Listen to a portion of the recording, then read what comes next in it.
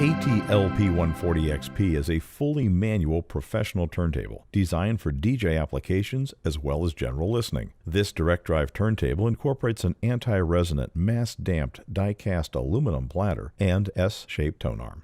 Designed for connection to components with a dedicated phono input, the turntable includes a high-output AT-XP3 DJ cartridge, pre-installed and aligned to an AT-HS6 half-inch mount headshell.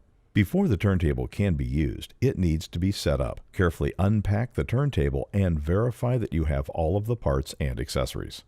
Position the turntable chassis on a sturdy surface. Carefully place the platter on the spindle and make certain it is fully seated. Place the felt mat on the platter. Next, assemble the tonearm. Remove the twist tie and foam sheet and temporarily secure the tonearm to its rest with the locking clamp. Attach the head shell with AT-XP3 cartridge by inserting it into the tonearm socket. While holding the head shell in position, rotate the head shell locking ring counterclockwise. As the ring rotates, it pulls the head shell into its seated position. Tighten carefully. Install the counterweight, making certain the black stylus force gauge dial is oriented toward the front. As you rotate the counterweight, it will thread onto the tonearm.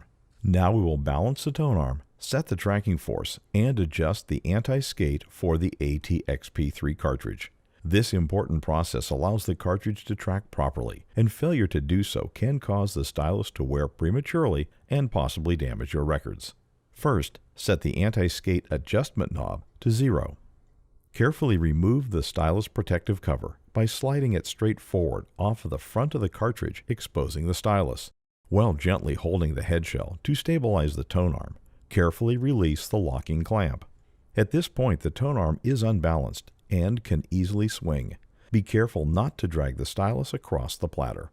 While gently holding the head shell, rotate the counterweight until the tonearm is horizontally balanced. It should hover freely just above the platter and not touch the platter surface.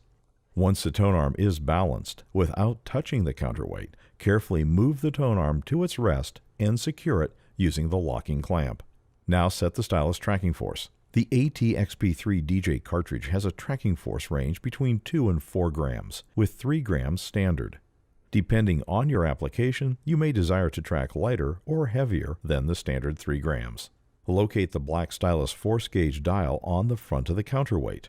Marked with numbers and lines indicating different tracking forces, the dial can rotate independently of the counterweight. Without turning the counterweight, carefully rotate the stylus force gauge dial until the 0 on the dial lines up with the center line marked on the top of the tonearm. Now set the tracking force by rotating the entire counterweight assembly in a counterclockwise direction. As you rotate the counterweight, note that the gauge dial rotates with it. Continue turning the counterweight until the 3 on the gauge dial lines up with the center line mark on the tonearm. You have now set the standard tracking force for the AT-XP3 cartridge. If you ever change out the cartridge and head shell, you need to rebalance the tonearm and set the tracking force to the value required by the new cartridge. The AT-LP140XP has an anti-skate force adjustment. This small outward force can be applied to the tonearm to compensate for the natural skating force that pulls the tonearm toward the center of the record. For best performance during normal turntable operation, set the anti-skate adjustment knob to the same value as the cartridge tracking force.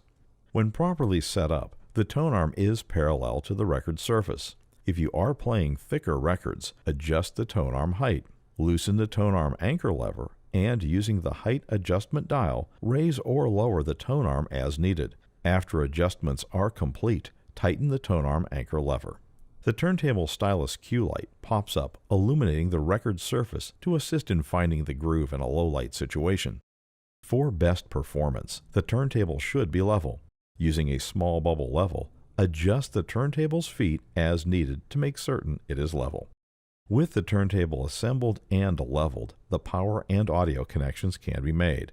First, connect the AC power cable to the turntable and plug it into a convenient AC outlet. The AT-LP140XP's output is designed to connect to dedicated phono inputs on DJ mixers and some hi-fi receivers. Connect the turntable's dual RCA output cable to the mixer's phono input and make certain the mixer's input selector is set for phono. If your audio device has a separate ground terminal, connect the spade lug on the dual RCA cable to the grounding lug on your audio component to help minimize hum. The turntable's dust cover is designed to protect the turntable when not in use and should remain off when records are playing. For more information, visit us on the web at www.audio-technica.com.